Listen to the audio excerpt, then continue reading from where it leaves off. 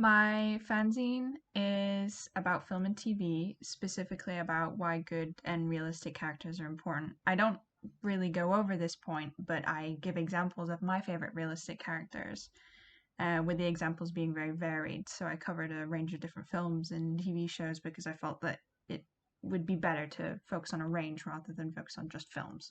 I wanted to focus on the idea that characters don't have to be good or perfect people to be likable or realistic. They just have to be human. Personally, I prefer when characters aren't presented as like angelic beings because it doesn't make them as relatable or as understandable to an audience. So I wanted to pick out characters that to me felt like real people or real humans or people I could, meet on the street and see in real life. My audience was mixed gender, as I didn't really feel like it lent towards either gender, but I did keep my age range around 18 to 25, as some of the content in the fanzine is rated 18, so it didn't really feel like any point in appealing to a younger audience when they can't even watch it. I also appeal to this generation because they're more likely to have a bit more free time, or they're in full-time education, so they're already studying things like media or film or TV and they want to expand their knowledge. They also usually have more time for going to the cinema, or maybe more money to go to the cinema. My main influence for the focus of this topic was an animated Netflix show called BoJack Horseman, as all of the characters are very varied, they're troubled, and they're written in an excellent way. They all have their own mental illnesses or struggle with their sexuality, and a lot of them have issues that stem from their childhood, which usually affect them as adults, which makes them very interesting in terms of like character study, but also a lot more enjoyable to watch from an audience point of view because the things that have affected them since they were younger tend to take an effect on them as adults, and you can see the character progression through that, and they go on these journeys to experience who they are and understand what they want in life, and it feels like a very realistic show. Even though some of the characters are animals, there's still that connection that the audience can draw between themselves and the characters that they see on screen.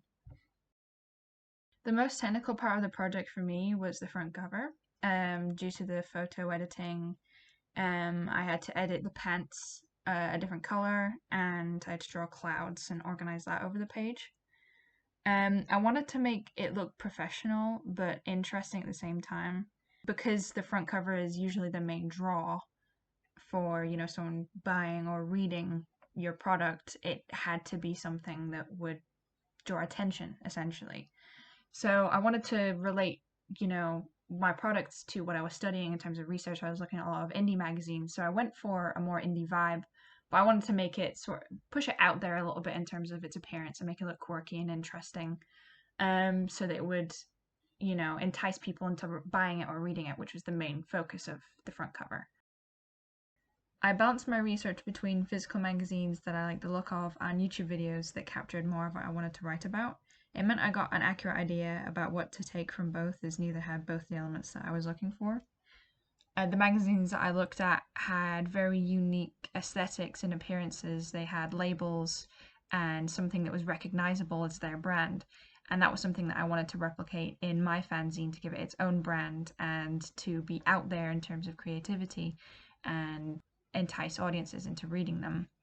The YouTube videos that I looked at focused specifically on film and TV, and I looked at quite a few study videos on characters and understood more about how to address an audience or focus on what I wanted to write about and how to present that information and that passion to an audience, to a reader, in a way that is comprehensible and understandable but also interesting. For this fanzine, I went for a different style. I went for a more indie style as compared to the cut and paste punk fanzine that I'd done before. They're different topics, but they're both topics I'm passionate about, which is why I kept the name. This fanzine is like a continuation of my last project. The passion is still there, but my topic and style have changed, but my skill set has advanced too. Overall, I'm very happy with what I've created for my FMP. I feel like I could have added more to it if I had more time, made a lot more pages, but overall I'm very impressed with what I've managed to create, and I'm very happy with my final product.